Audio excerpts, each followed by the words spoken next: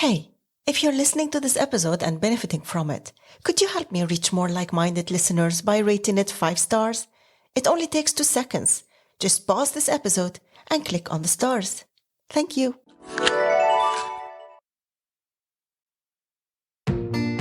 Welcome to the Life Affairs podcast.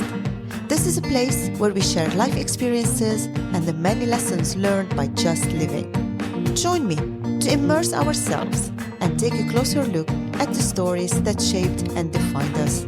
Just remember, there's no judgment and a lot of understanding on today's episode of the Life Affairs podcast.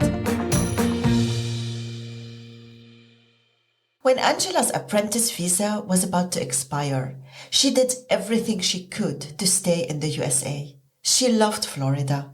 It healed her and helped her get back on her feet. Her chance at the immigration office was to become someone the USA needs, to lift the country's name and provide a special win that would allow her to stay.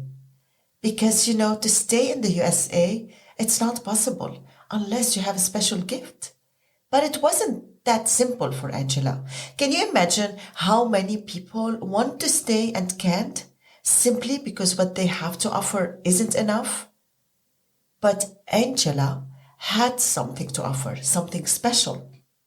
This young German woman, dreaming of staying in Florida and building her life there, stood tall and proud. Dressed in her shiny USA bikini, she pressed every muscle in her body, determined to become Miss USA in bodybuilding and then Miss World. She didn't have a team. She didn't have money to spray tans or the typical drama. She only had her suitcase, her lunchbox, and the music playing in her ears as she waited to hear her name called in the top 10 contenders. I can't just say the rest is history because this moment was key to her becoming who she truly wants to be. A nutritionist, a health mentor, and a fitness coach for the Underdogs. Continue listening to this with me because her story is inspiring. There's so much in this episode that each of us can benefit from and be inspired by. As always, practical tips and advice are unpacked for you in this powerful life story. Landing in the hospital have changed your life. Yes. How did it all happen? How did it all happen? This was actually a progress over a very long time. And it sneaked in. And if you would have asked me at the time, I would have said I have no problems, even though I was in the hospital, laying in a bed, not being able to get up. And I still said I'm fine. How did it happen? Being in an abusive relationship, being in a job I really didn't care for, wanted to present an image in my social environment towards my family, my friends, that I'm a person who can do everything. I can manage. I didn't want to show weakness or being vulnerable. I just kept pushing. And the only thing I was able to control was actually my food. And my outlet was exercising, which I did way too much in excess. So the hospital event was actually taking my bike, and my boyfriend at the time took me to a mountain bike ride and decided to climb up a mountain, which was way too much. And I felt going up that mountain how my heart was pumping all the way up to my neck. Like I was having a hard time, and I just focused on the front wheel of my bike. I said, I can do this, until I actually felt my lung burning, literally burning. And it got just warm around my nose. I had nose bleeding, and that's the last thing I remembered. And then I passed out, and I woke up in the hospital. So I totally collapsed on the way up to that mountain. And it was because my body was just exhausted. I was overtrained, malnourished, and just my body said I had enough and gave up. And that's how I ended up in the hospital. Yeah. What did the doctors tell you at that time? Did they explain the reason? That was a very good question. Actually, they didn't want me to step on a scale, and they were so focused on my body weight, which I did not understand at that point. I was just literally skin and bones and very, very thin, very, very thin. And the doctors were more concerned about my mental well-being, like if I'm depressed or burned out or what was going on in that regard. My body, they just kept me on infusions and just said I have to gain weight. My body needed to recover. So and my lung got a hit, my kidney was off, like my blood work was all off, like there were major issues going on, but nothing long-term damage what my body could not recover from. So but they wanted just me to rest and let my body build again. And how did you take it? How did I take? I did not take it well.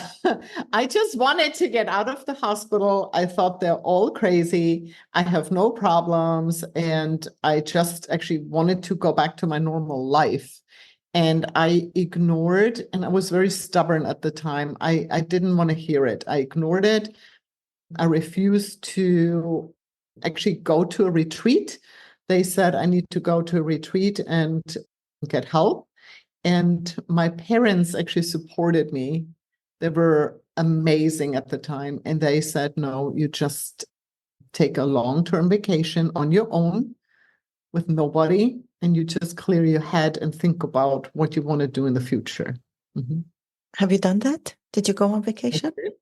I did. Where did you go? I did go to Florida. Mm-hmm.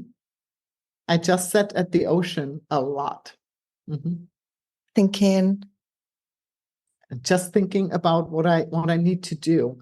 Like I hit a wall, and I knew at that point that my parents were right and I need to change. I have to do something different because this can't be my life. Can't be that I'm constantly anxious, depressed, tired. It's so funny too, how harsh it can be when you have food problems, how harsh your conversations are with yourself. I wasn't nice to myself. I would never talk to a friend like this, how I talk to myself. Why can I not get a grip on this? What a loser I am. Why can I not just eat normally and have a normal life? Why do I gain weight instantly if I just look at food? I don't want to be overweight. I constantly beat myself up about everything. It was a very harsh time.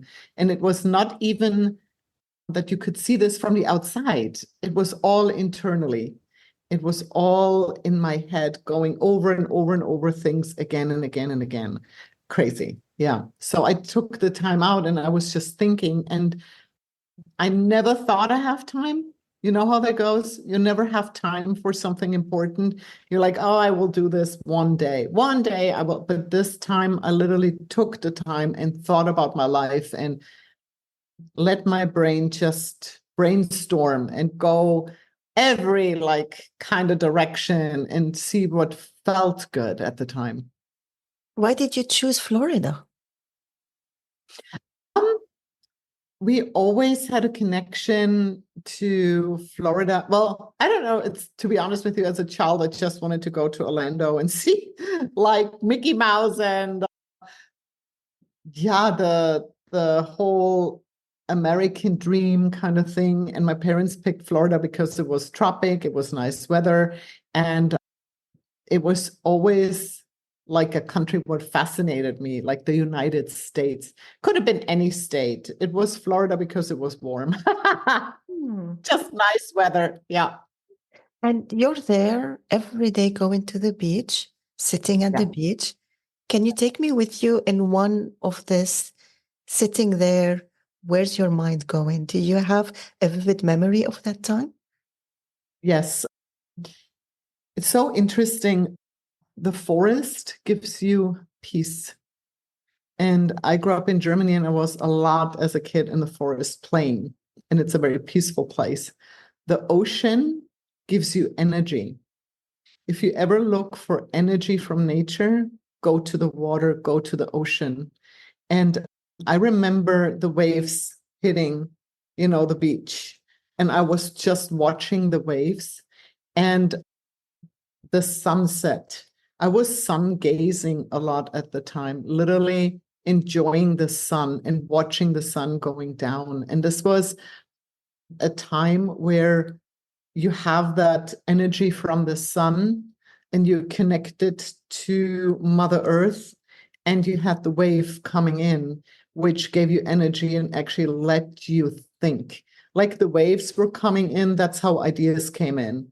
What if this? What if that? Like I let my brain just go in any kind of like direction and ideas. And it's so, again, energizing and very, very spiritual. Like it's a good place to start. I highly recommend it. I feel it with you. Have you started with letting go of things or getting inspired for things? How was your process? Mhm. I have a very hard time with letting go of things. So I was more inspired to try new things. The letting go comes automatically because the more inspired you get for new things, you need to make space for new things. And so you have to let go of the old things what hold you back. And that just comes with the flow. But I got inspired to try new things. Yeah. What have you started with there other than reflecting on your life? I actually started with working out. I was skinny. There was nothing left of me. And I actually decided at that moment that I want to start building muscle, that I want to get back on track and I want to be a strong person. I don't want to be weak anymore. And for me, building the muscle and having that physique of strength also goes together with a strong mindset that was in my head at that moment. So I said, okay, I need to go to the gym. I need to work out. That was one of the things. And then, of course, it's so funny too. At that moment, I didn't want to get a coach in nutrition. I just wanted to learn how to eat correctly. So I decided I want to go to a nutrition school. I want to learn it. I don't want to get a coach who tells me how to do it. I want to learn how to do this correctly. So that was another thing I decided on this vacation, that I'm going to a nutrition school and I want to be a nutritionist to know how to do the right things for the body. I wanted to understand this whole chemistry, how this works. And that was another decision what I made on that vacation. It's like a big decision. I find it fascinating. You have a strong will and you're a strong person in your brain, in your head, where you are. A lot of insecurity dragged you down the path of having issues with eating, losing weight. As you said, you were like skin and bone. And then the same strength you have made you decide, I'm going to have a freaking nutrition course and know what am I putting in my mouth and making my body feel. I find it fascinating. Thank you. Well, for me, it was always, I'm a Taurus. I'm born in May. So the Taurus is a grounded ox, but if I walk, I walk. And if there is a wall, I walk through the wall. And that's how I am. And I can't overdo, or I want to always test where the limits are. I'm a person, I go all in and I want to see how far I can go. And yeah, that can be a good thing, can be a bad thing. And yeah, so I have a strong mindset just in general. And how old were you when this change happened, when you like hit rock bottom and had to travel to Florida to reflect? Early in my early 20s. Yeah. Mm-hmm. Really the age where it's now or never feeling when you're doing something, right? And it's interesting because I had a very good career in banking. at an early age. I got into management very young, and in the bank I worked for, there were only 2 women in management, and I was one of them. So I was one of the youngest, and I was a woman in management. And you can imagine it wasn't easy. So I was used to a lot of pressure. And yeah, it taught me a lot. It taught me a lot. But again, it was something I can do, but it was not my authentic self. It was not what my passion was. That was not what I was meant to do.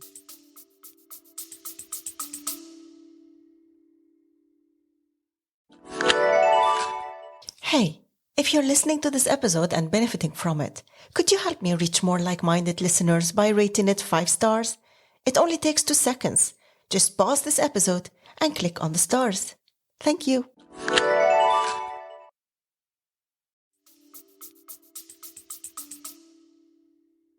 Nutrition, on the other side, you took it on. Have you done the course while you are in Florida? No, I actually went back to Germany. I stayed in banking, and I did the nutrition course in college, like a university, in the evening classes. Like I was working and studying full time at the same time. Like it was not easy, but I was so fascinated. It was so interesting. And for me, this whole like just even digestion, how it works with protein, carbs, and fats, and what the organs are doing, this whole process is amazing. And understanding it opened the doors for creating complete, like structuring my body, creating sculpting. That was so much fun because now I knew what to do. And I was actually journaling everything I ate. And then I was measuring my body and I was writing down how I felt. So I have journals since I'm 20 years old with writing down what I eat and how I look. So I can tell you exactly, oh, if I want to create a certain look in a certain period of time, I need to pull this out and I have to put this in and I have to drink so and so much water. And yeah, you just learned it I learned it by doing it. Mm-hmm. If I understood you correctly, you're doing the course and you're practicing it on yourself. That's correct. That's what I did. Yep. Yeah, like they're going hand in hand. Were you feeling good in your body and in your health around that time? Yes. Oh my gosh.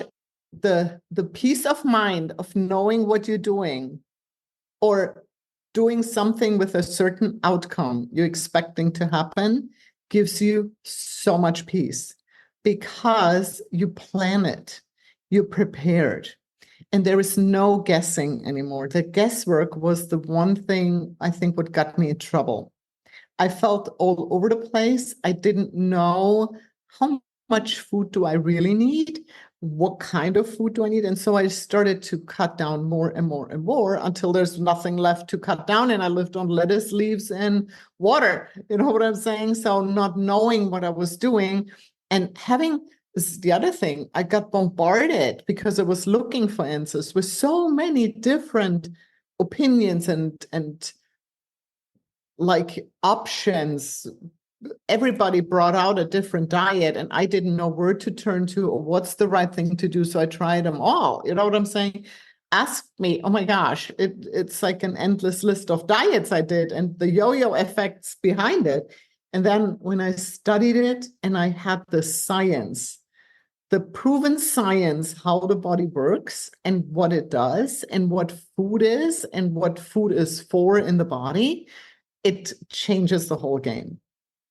I'm sure we're going to talk about this later. My reflection on what you're saying is that in these days, with social media and online courses, and we see a lot on YouTube what we should eat, but I think we are still struggling in knowing how do we do this.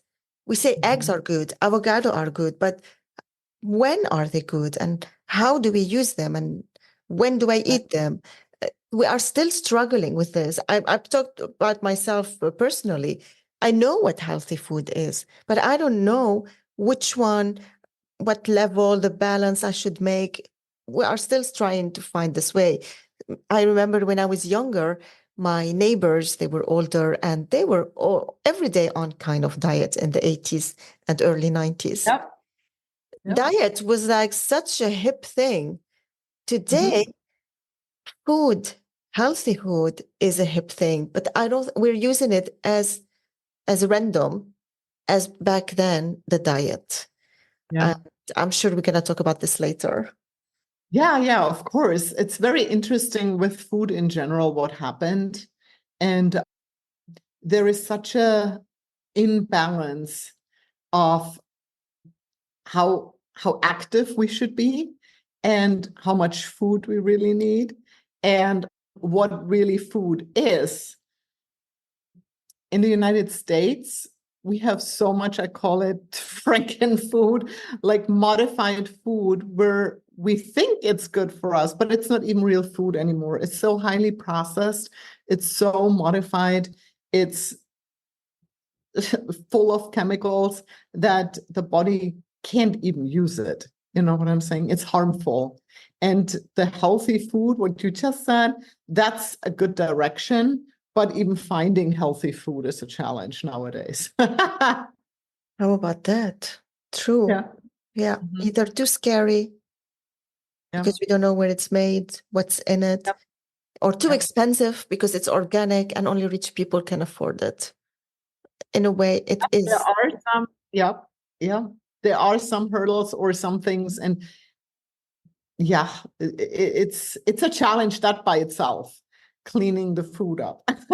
Yes, we're getting into this. I want to go back to your nutrition journey.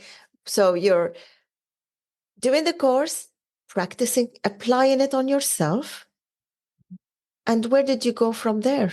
The course ended at a certain point.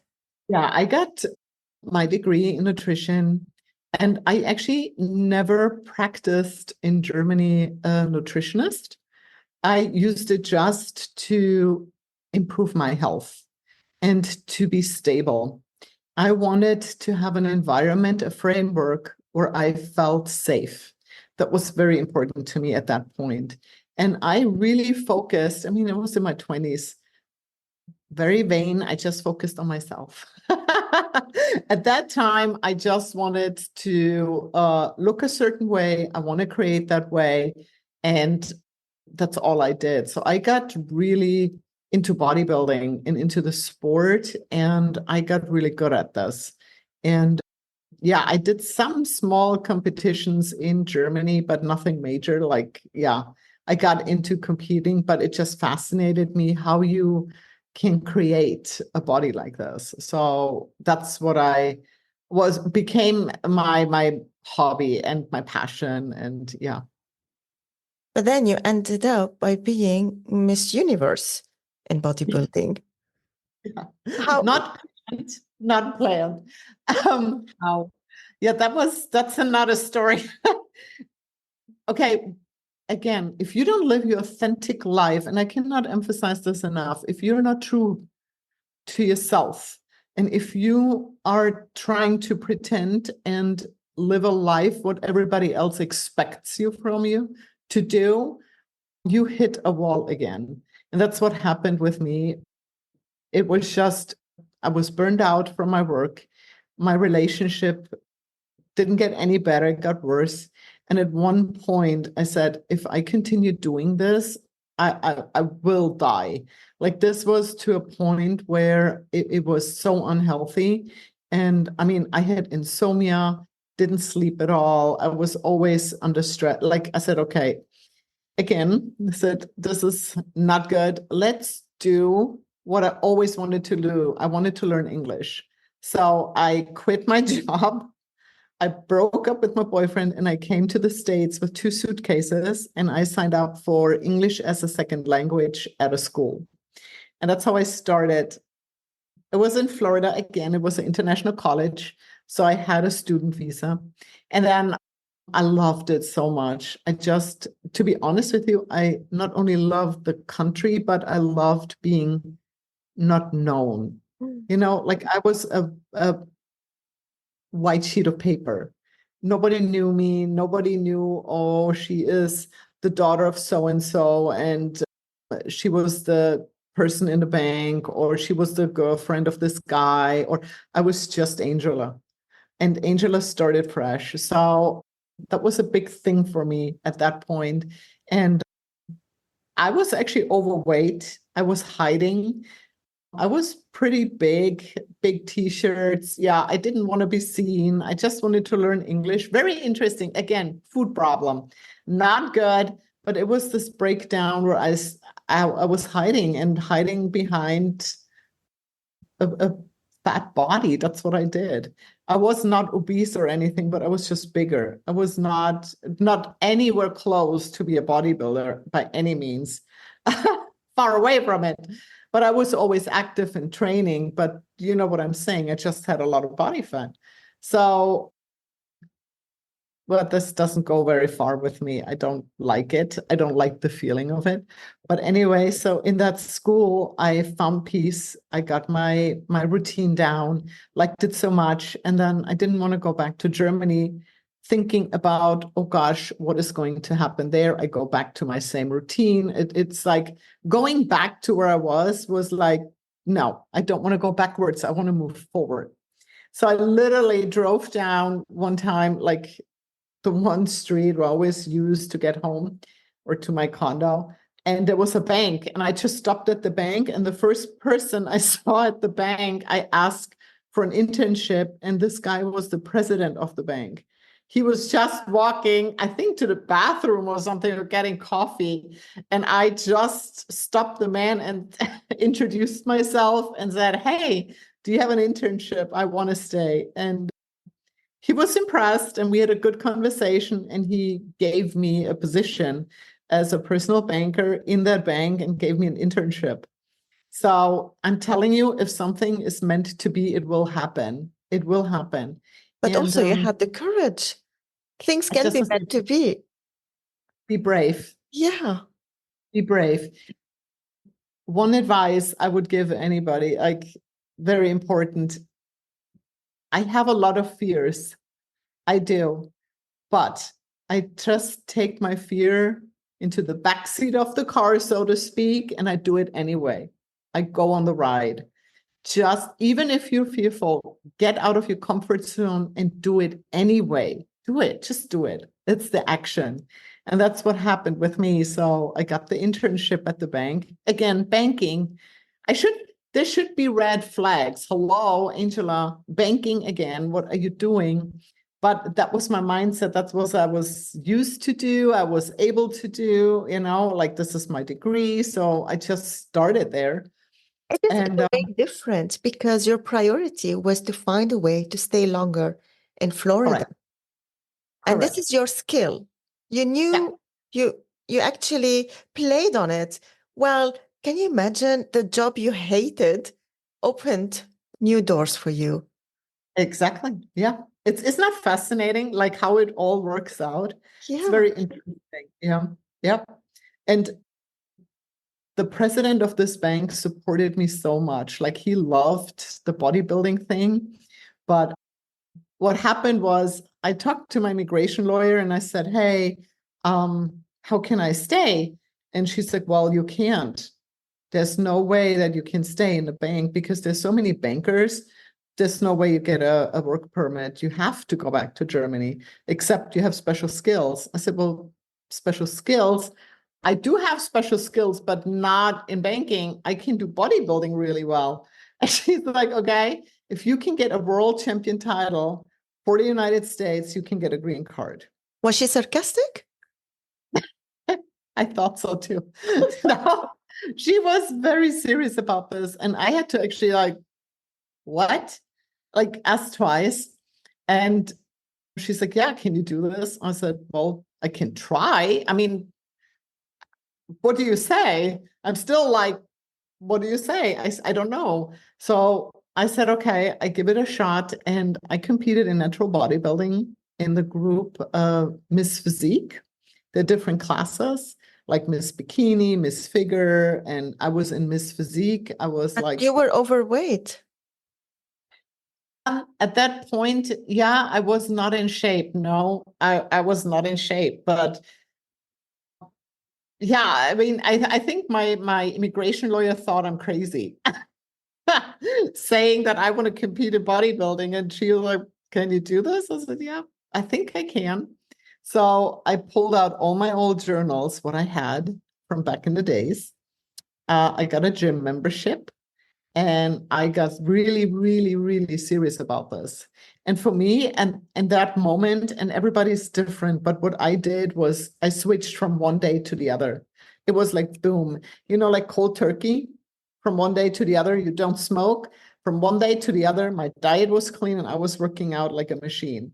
One day to the other. I'm that type of person. Like if I go into a pool, I'm not going step by step by step and get slowly wet. I jump into the pool and I'm done. I'm wet, done. And that's how I approach things. So that's how I did it with the diet. One day to the other, I'm done. Clean eating, measuring, that's it. So what I did was, yeah, I worked, I ate, I worked out, I slept and repeated it day in, day out. Like that's what I did. And I saw my transformation. I saw the change. I saw again how my energy changed, how my mindset changed, how I was all of a sudden in a flow. Everything fell into place. It was all perfect. The transformation was like clockwork. I mean, boy, my body was so happy to do this. And I felt really, really good. And that showed in my first competition in the Miss Florida. I had such a blast and I was so nervous competing in the Miss Florida show. But how did you subscribe? Like how it works? Can you as individual just go and write your name and say I want to do? Good question. So I just knew from Germany, I was IFBB, International Federation of Bodybuilding. That's where I competed in Germany. And I know you have to be a member in the association. So I called up the association and asked what I need to do to be able to compete in a bodybuilding show. And they said I have to be a member and I can sign up for any bodybuilding show to qualify for the next one. And then they sent me all the bodybuilding shows, what would take place in the United States, and I can pick and choose. So let's say if I would have not won Miss Florida, I could have gone to another state and try out if I can make it to Miss USA. Because you start out in the state where you're living in. So that's the first step. And you can start with smaller shows, but at the time there was no smaller show to practice. I just had to do the Miss Florida. That was the next one. And to be honest with you, I didn't have a lot of money at the time because I was an intern. I made $400 a month. Yeah. So very little. Very little. There was not a lot of extra room. So I could not spend a lot of money on competitions, signing up fees and getting the spray tan and all that stuff. So you weren't spray tanned? No. Okay. So everyone, all the other ladies were shiny and brown and you were not. Oh, no. I spray tanned, but I was only able to do it for small, like for this show. I couldn't do it every weekend and try different shows and see how it goes. Like I had to be on point at the Miss Florida because I wasn't able to afford any other show. So, I was spray tanned. Yep. I had everything ready and I did my show and I had a blast. I loved it so much. And why? Yeah. It's a funny thing. I love the week before a show. The 1 week before a show is the peak week. That's where you do the fine tuning. That's where you get ready in your mind. You practice your posing routine for months. That's what I did. I don't know other competitive they do, but I do. I practiced it for months. So you do this pause in front of the mirror or something? Yeah. I went to the gym in the morning, early in the morning. I put my bikini on and I went into the aerobic room. I played my music and I practiced my routine every morning a couple times. I practiced my posing routines for the pre-judging because that's where you get compared to the others. So they're mandatory poses you have to hit, like front double bicep, side chest, whatever. Like that's what I did. I practiced that every day. But with the music, if you would have played the music in the middle of the night, I would have jumped out of my bed and I would have done this routine. That's how much I practiced it. What was your music? What turned you on for the competition? Okay, well, I like slow songs where I have nice transitions. So the song I used was from Michael W. Smith, Here She Stands. That was my posing song. And it's about the American flag still standing after the terror attack of September 11th. A very patriotic song, very emotional. And everybody knew that song in the States. So, yeah. Which year was it? Were you competing? So after 2009. 2009. Okay. So that was the song that you would wake up at night and start doing your routine.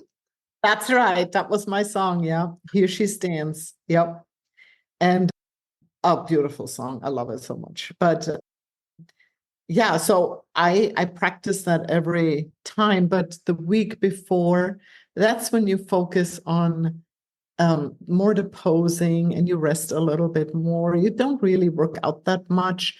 You get everything ready for the trip. You prepare the meals for the day before the competition and of the competition, because everything has to be just right.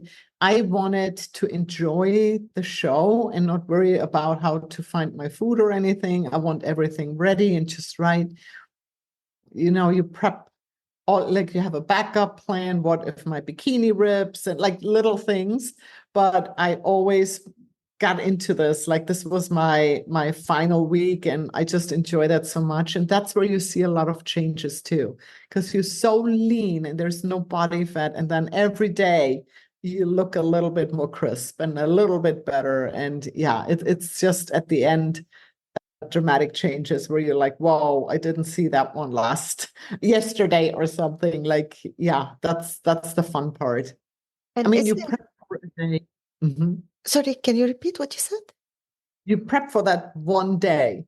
Like that one day you want to look your best. So you do whatever you can for that one moment. You know what I'm saying? So yeah, you don't care about the food that much because the excitement of the show is there. Yeah. And how's the atmosphere over there? How are the competing ladies together? Is there a friendship or the competition is high? Very interesting. The bigger the show got, the more it was not as friendly.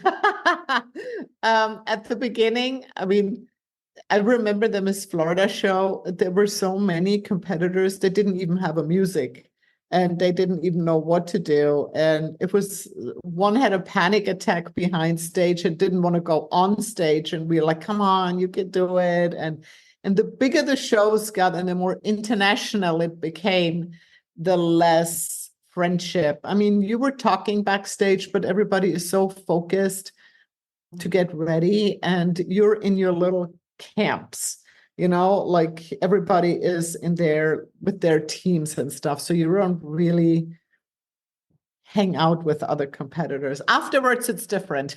Who was your team? Yeah, well, there was not really a team.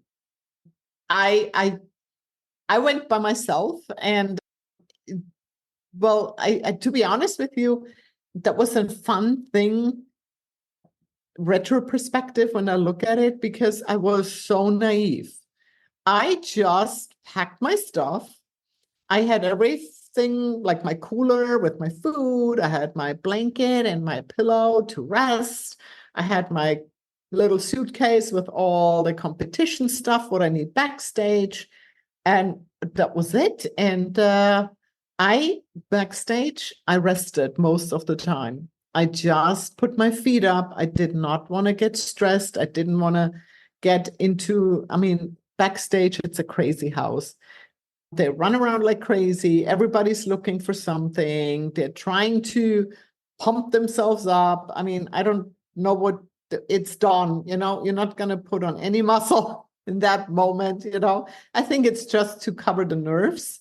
But I was just listening to my music again and going through my head what I'm going to do on stage. I saw myself on that stage and what I'm going to do and how to present. And to be honest with you, you work hard for that moment and you want to really enjoy and embrace that moment. You want to shine on that stage and you want to bring it all. And I did not want to dim my light and get stressed about things which are not important. So it became a very small world backstage. It was my little corner. I was hanging out there. I just made sure that everything was okay, that my shape was good. I didn't want to ruin it with too much water drinking or anything, but it was all planned out. And I just waited for my time to get on that stage. Yeah. Now is the time. Take me with you on the stage.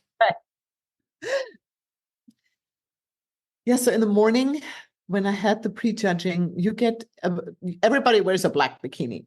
So we are all in line and we get compared. And the first call out basically gives you a hint where you're going to be. And if you get called out first, that means that they like you the most. So yeah, I got called out first, which I couldn't believe. But we were such a big group, so we came in different groups, like at the Miss Universe. So I didn't know if it was just my group or what they were thinking, because there were so many competitors. So yeah, I got called out and I did my posing routine, hitting like the mandatory poses, got compared with the others. And then, they switched them around. And it's a long time you stand on stage and the lights hit you. It gets really hot and it's exhausting because you're always engaging the muscle the whole time. You're posing. You're never relaxed on stage. You are squeezing every muscle you have to look the best. And even if you're in the back row and you're not in the front row where the judges look at you, they still look back and want to see, hey, is she posing? How does she look? You are ready on stage. You're ready. You do not just hang out there for fun. Like you're competing at that moment. And that's what I did. So that was in the morning. I was tired already, but you have so much adrenaline going and energy because okay, at the Miss Universe, when I was there, I was like, oh my God, I just want to make it to the finals to be able to wear my bikini at night, because that's the bikini where all the bling is, where you can show your routine, where you can, like have some fun on stage. Like this is the fun part. For the audience, you have a little, like I said, routine and it's fun with music. In the morning, it's just black bikinis and you make turn. It's more for the judges. And there is not really a lot of like audience. Like it's more the trainers, coaches, family, friends, it's not a big crowd. But in the evening, and no one is there for you. No. All eyes on you, but no one knows you. Correct. Nobody, yeah. Yep. Nobody knew me at that point, but they remembered me. But yeah, true. So what happened was after prejudging, I rested, and then they bring out the list of the top 10 competitors for the evening. And it was like crazy. Everybody was looking, and I'm like, I just wait when everybody's gone and I look by myself. Like, I just don't even want to get to the crowd and look at this list. And then I'll see if I go back to the hotel or if I get ready for the evening. So I was top 10. I go and look at the list and I'm on the top 10. So I'm like, oh my goodness. Okay, time to get out the nice bikini and I can compete and I can show my routine. So the evening, it was an old theater in California, in like Los Angeles. Huge theater, chock full with people. I mean, amazing. I was just peeking out from behind and I'm like, oh, wow, this is big. This was in And Los Angeles? the Miss Universe show was in Los Oh, so Angeles. this, what you're describing is Miss Universe, not Miss Florida. No, no, Okay. Miss Florida was in Fort Myers, and then Miss USA was in Los Angeles as well. And then the Miss Universe, I was lucky, was in Los Angeles as well this year. I was just very lucky. I didn't have to leave to a crazy continent. Yeah. Yeah. That's what I'm saying. If you're in the flow, it all works out. Like it literally was, that was the one of the few years. Sometimes it's in Australia or in Greece or always different. That year it was in Los Angeles. So, Fantastic. yeah. All right. Sorry.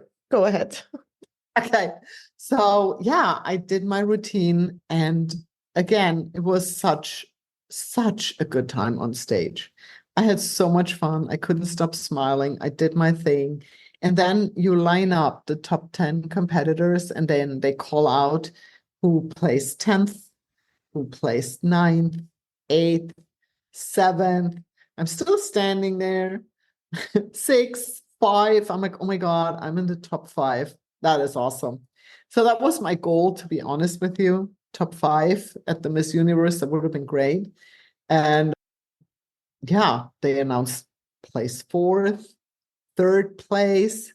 I'm like, oh my gosh, I'm still standing there. Then I got really nervous. I'm like, I'm losing it. Like, I can't even wait. And they made it, it's a show. So they took forever. I remember this on stage, forever to announce the 2nd place winner. So when they did, you can literally see me checking my number. And I'm like, oh my God, I just won Miss Universe. Oh my God. Oh my God, I'm 1st place. Could not believe it. Could not believe it. And yeah, that changed my life again. Yeah, that You won moment. Miss Universe. Yes, I did.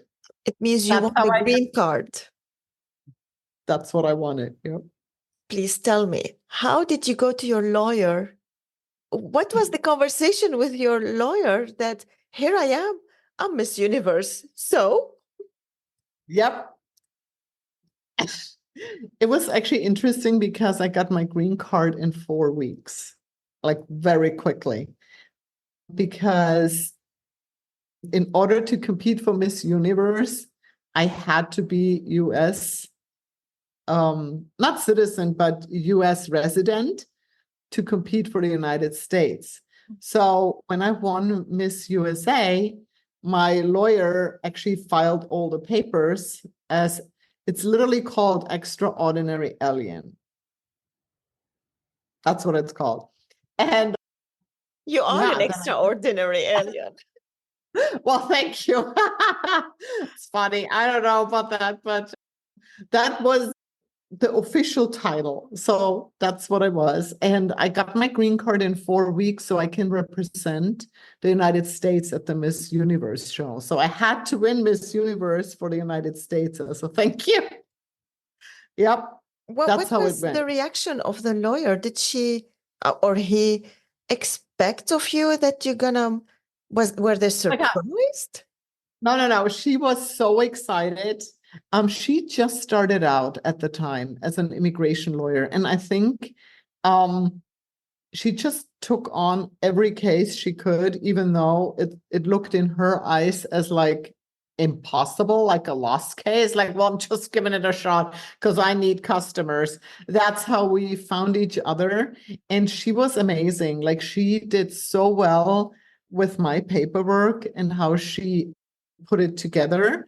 Like, and she was super excited and supportive. I mean, one of the like people I always remember at the time, like helping me so much because she's like, oh my God, you won Miss Florida, you qualified for Team USA, just kept going.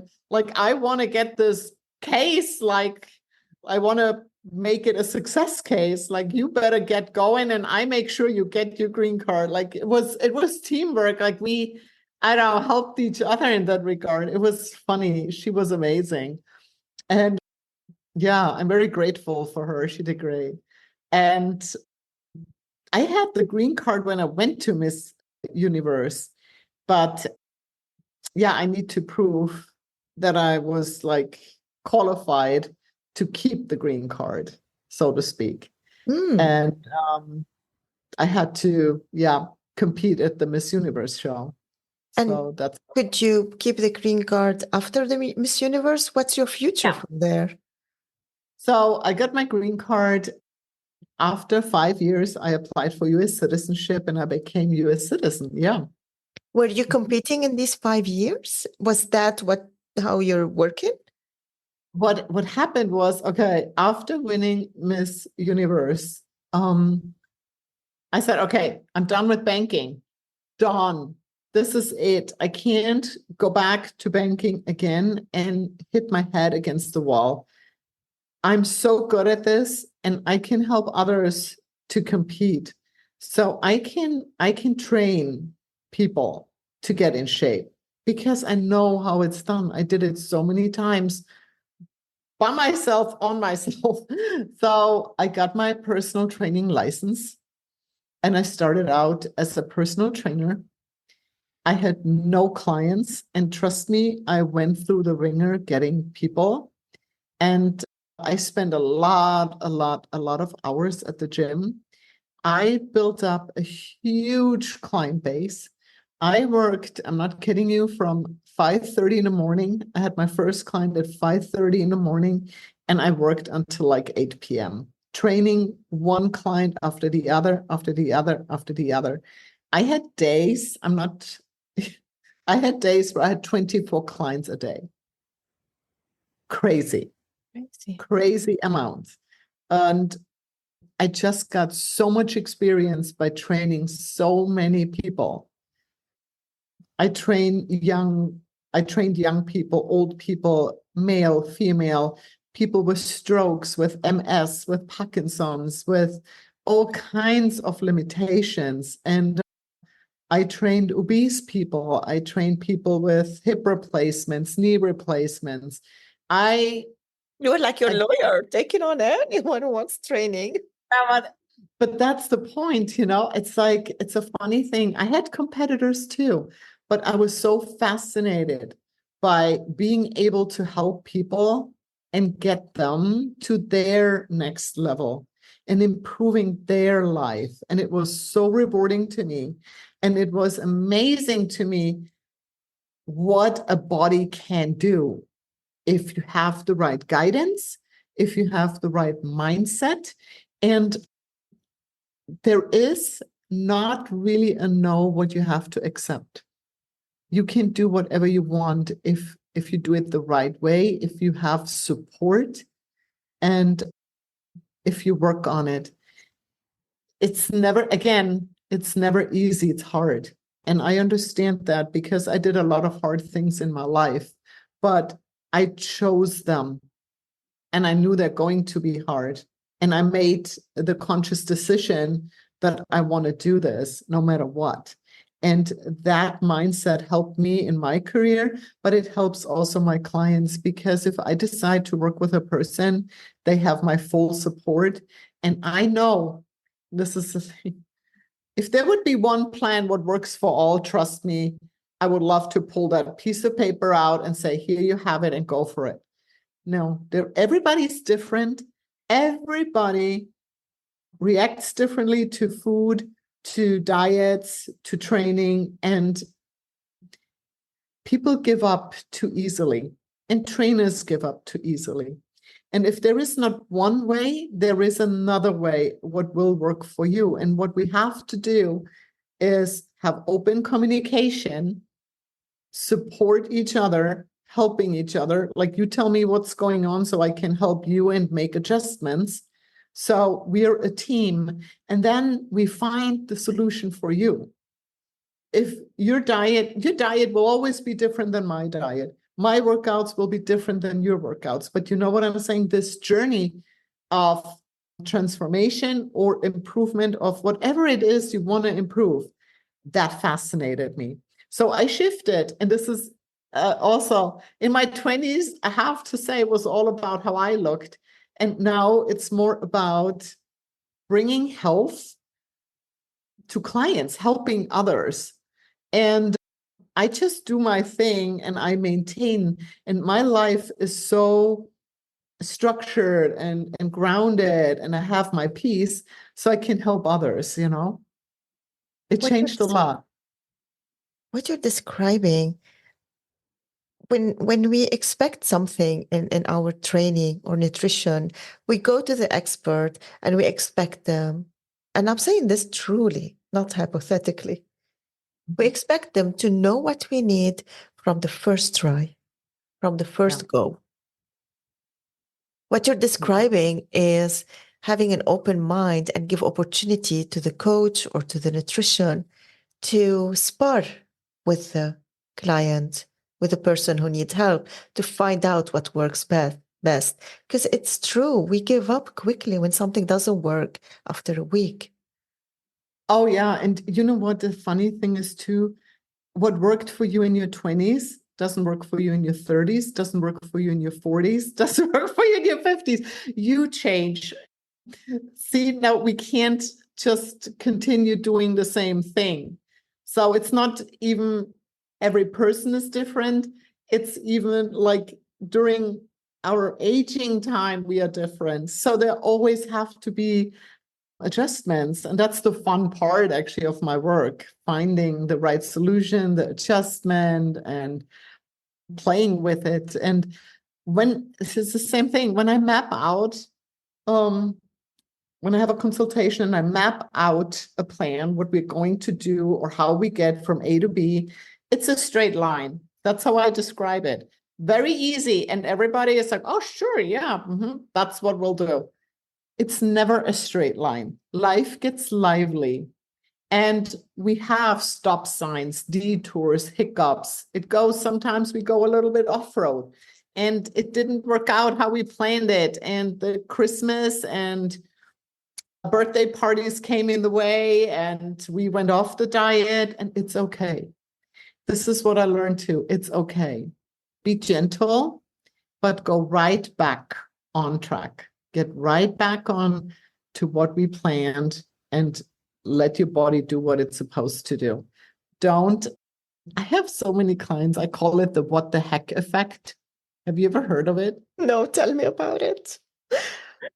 Now, they do so well, and then they have like I said, a birthday party or some holiday, and they're sitting there and they look at something sweet or whatever they shouldn't have, and then they take a bite and they're actually okay, but they had the bite and then they get another bite, and then they literally think in their head, now I screwed up my diet anyway. What the heck? Let's go for it. And then all of a sudden we forget everything and we have this food frenzy, not for one meal, not for a day. It's like this whole weekend of craziness or whole vacation. We are on a cruise ship, and then on the first day we're like, what the heck? That's not going to work on the cruise ship. And then we eat for 14 days like crazy. Well, that's a problem. You know, if you have a meal what is not like ideal, don't say what the heck. Just, okay, that meal was not perfect. Doesn't have to be perfect all the time. It's okay. But then the next day, be sensible and eat your normal clean food. The thing like that the vacation is not through. What happens to us, we go on vacation and we allow ourselves to just let it go in the name of the vacation. We come back feeling fat and guilty and regretting. So the memories of the vacation become destroying our mental state. Oh, and this is not like, I want to say something rare. It's all the time. And I try to put things in place with my clients so they have a safe environment. They have a framework. They know what to do on vacation, on trips, on holidays, on parties. We practice that. What if that happens? What you gonna do? And that gives them a food freedom, because they know, okay, this is the framework I'm living in, and that's my food freedom inside of it. And it's very helpful. Yeah. I want you to take me with you now in a game. We're going to do a small game, okay? Okay. All right. So I'm turning the page. Okay. The game is we're going to go in the range of ages, starting from 20, finishing at 70. Of course, it can be beyond 70, but Okay. then you tell me what's beyond 70. So let's take it from 20 to 70. And for each decade, give me 2 tips. What are the 2 tips for this decade Mhm. that should be people mindful of it or maybe get inspired by it? Okay. All right? All right. 20s. Okay. 20s. In the 20s, you should have a workout routine in place, already training your mind to be active. Very, very important. The routine should be ingrained. It should become automatically like brushing your teeth. You should not have any emotional attachment to a workout. You should just do it. This is something what you need to do. In your 20s, what I see, my 20-year-olds are not active enough. And you have to create a base which you can build on in your 30s, 40s, 50s, 60s, what's to come. You want to have a healthy muscle tissue from the get-go. So in your 20s, that's where you build a foundation, which I wish some clients would have had from the get-go. And again, same thing with the nutrition. Really educate yourself, knowing what are good sources. That's important, like having the knowledge of clean food and being able to read food labels, like know your food. So that's in the 20s. 30s. 30s. Okay. 30s gets interesting. 30s, I would say pick up strength training. In your 20s, you can do any workout, I would say, to be active. You play tennis, you do Pilates, you do yoga, you do whatever you want to do. In your 30s, it's a non-negotiable to lift weights. You want to lift weights because in your 30s, you start actually losing muscle mass 1% per year. That's when it starts. Very important. The important thing with muscle is the muscle is the organ of longevity. The muscle is going to the more healthy the muscle is, and the more muscle you have, the better are all the other things in your body. The muscle communicates with your bones, for example. So if you don't have strong, healthy muscle, your bone get brittle. They're not strong either. So osteoporosis shows up later on. You know what I'm saying? So if your muscle is not healthy, your hormone levels are not healthy, your endocrine system is compromised because the muscle signals to the endocrine system. Metabolism. If the muscle is not healthy and if you don't have enough muscle, your metabolism gets down slower. Same thing with mindset, cognitive function, depression, anxiety. The more you train your muscle, the better all that is. So in your 30s, pick up some weights and lift weights because you want to, again, create that foundation for later on. You do not want to lose muscle. You want to build the muscle. And I'm not talking about being a bulky bodybuilder because every woman is afraid of being a bulky bodybuilder. It's not what I'm talking about. A toned body, but I want you to have resistance training. And if it's only your own body weight, what is resistance? Doing a push-up, for example, holding a plank. That's what I'm talking about. You want to have resistance training in your 30s. Now, in your 30s as well, I like you to focus on your protein intake. So make sure that you have a balanced diet with a protein-forward approach. So you make sure you have enough protein in your diet. 40s. 40s. Okay, now it gets interesting. In your 40s, in your 40s, I would actually depending, but let's say you did strength training. I want you to actually incorporate some lengthening and stretching exercises with the strength training, because the strength training shortens and tightens you up. And I want you to actually be more flexible and be able to train, have full range of motion, the mobility, like incorporate mobility training in your 40s with the strength training. So we add a little bit more. The older we get, the more we have to do, by the way. Just saying. I know, and it's the hardest. Yep, Get the we do go laziest. hard. But if you're not doing those things and you have a hard time carrying your groceries or playing with your kids, or then we get older playing with our grandkids or not doing our hobbies, or if we even gain so much weight that we don't fit in our clothes anymore, or we have a hard time breathing and our joints are hurting. So is that hard too? I would say. Much more harder, yes. Yep. So I pick your heart on this one. And in your 40s, I would actually recommend adding for women creatine as a supplement, because the creatine just helps you to maintain the muscle. And it's a wonderful, easy, safe supplement to add into your diet. No crazy loading, no nothing. Just have like your 3 to 5 grams per day. Same time every day, nothing major, but just add that to your diet to keep the muscle. It helps you to keep the muscle and building it instead of breaking it down. Yeah.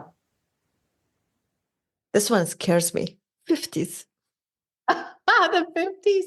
Oh, there's no difference. That's it. We're on the same road. 50s again. What I want you to take care, like in the 50s, you have the strength training, you do your mobility training, you have a high protein diet. The other thing I want you to focus on in the 50s is sleep. Really focus on your sleep hygiene. We get away with a lot, but the sleep gives you the recovery, gives you rejuvenation, regeneration, cleanup, brain, digestion, cells, all the cells in general. And we don't take care of our sleep patterns, circadian rhythms, the right temperature when we sleep, and it's major. And the older we get, the more we have to take care of sleep. It's always important. The earlier you start with sleep as well, but I can tell in our 50s, with menopause, hot flashes, all that good stuff, the sleep is interrupted. And I would focus when we do all those things. To be honest with you, the more you strength train and the cleaner your diet is, the less problems you have in your 50s. But I see that the sleep is always a big concern or a problem. And if you don't sleep, you're more inflamed, you're not recovering, you can't work out, you're not eating clean, because sleep deprived, you always tend to eat more sugar. The cravings kick in because the hormones are off. So taking care of the sleep gives you a big advantage in that regard. And you have so many more benefits and, again, better function overall. Mm-hmm. And this applies to all genders, except for the hormonal help or related to women. I would say everybody, yeah, sleep. I mean, of course, women deal with the hormones, but yeah, that's Does it get easier in our 60s and 70s? Okay, by now you're so in a routine. To be honest with you, if you can maintain, and again, that's the time too where you want to adjust your protein intake. You want to increase the protein intake with every decade. You get away with a plant-based vegan diet and very little protein in your 20s. You do not. in your 60s. Absolutely not. And you want to trigger muscle protein synthesis, big word. But what that means is you want to have enough protein in a meal to actually use it to build muscle and to regenerate, to rebuild, to heal. And the older we get, the less receptive we are with the protein. So it has to be a robust protein intake to actually trigger that, to actually be able to use the protein to build muscle.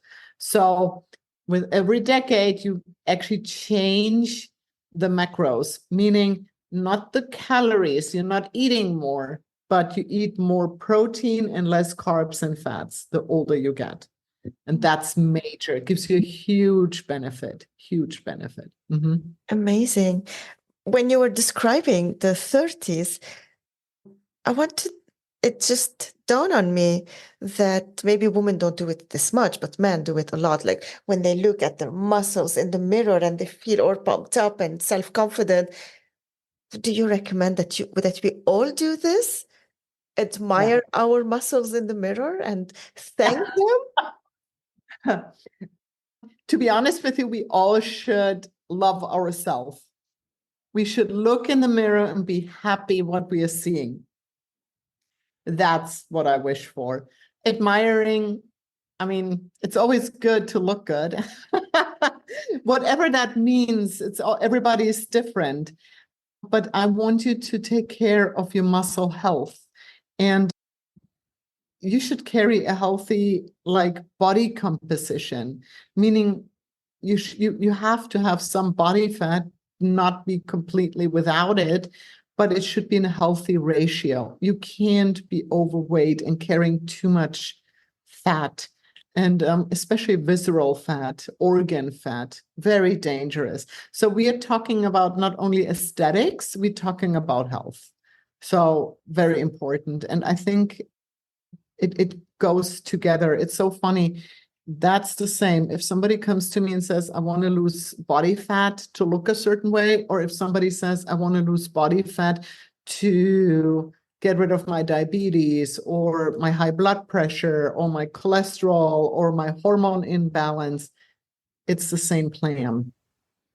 That is the same. The good look, like the aesthetic, comes with wanting the health benefits. It's the same thing. It goes together. So that's the beauty of it. Amazing. Thank you so much for this good, motivating advice, actually.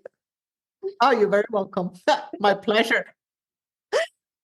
Amazing. So, Angela, this is what you do now. You help people get to the best version of themselves, one step at a time. Correct. How do you encourage people, your customers, your clients, to stay motivated and not give up? Because it is hard work, all of it. Yes, it is. I always remind them why they started. I'm very clear about goal setting. Why do we do this? And I remind them when they hit a wall, remember why you started this. And then they need to speak it out. They need to tell me, oh, I started it because I didn't want to be pre-diabetic anymore. I said, okay. So remember. And I also, when they start journaling, I want them to journal. I want them to write down the emotions, how they started out, how it felt getting up in the morning, how it felt during the day, how the energy levels were. And I let them pull out the old journals. I said, read out how you felt that day. And then how do you feel now? And they forget. We all forget. We all forget. I like to take pictures before and after. And trust me, the before pictures are always the hardest one to get. Nobody wants to take pictures before. And everybody's so glad they did. They can see where they're coming from and what they accomplished. I also like, depending on every client is different again, but I like them to write down a badass list. Meaning, Write down all the things you accomplished in your life where you were a badass. Write down where you overcame big things and you saw the light at the end of the tunnel. Write them down, all the cool things you did. And when you hit the wall and when you don't see the motivation, pull out your badass list and read it. Read all the stuff you were able to do, and then we get back on track. Yeah. It gives me hope for myself because I am in this phase where, okay, it's time for me to do something about it. It gives me hope. This is my last question for Never you. too late. Yeah. Okay. Never too late. Mm-mm. So, Angela, if you go back, if today you are going to sit at the same beach in Florida and reflect, where do you see yourself in the coming years? In the coming years, again, I see myself in Florida, but I would like to create a community where women can join and find a safe space. That's why I call my company also House of Shape. I want to create this house where everybody is welcome, no matter what shape they're in, and we get all into shape. And I want to have a support system. I like to find powerful women who all chip in and work and help to create this community. I think we need a lot of support and we have to help each other. And I see myself building that community and helping more women. And I enjoy it so much. Like, this is really what I do all day, all night. And yeah, that's where I'm at right now. Beautiful. One more. This one, actually, from the last time I wanted to interview you, it's on my mind. Okay. Are you the real living reality of the American dream coming true? I don't know about that, but it is my American dream. And when I became Miss Universe, I was featured in a New York magazine, and the title of the article was Dream Catcher. I was the dream catcher. Yeah, well, I came with nothing to the United States, 2 suitcases. It wasn't easy, but what I did, I worked hard.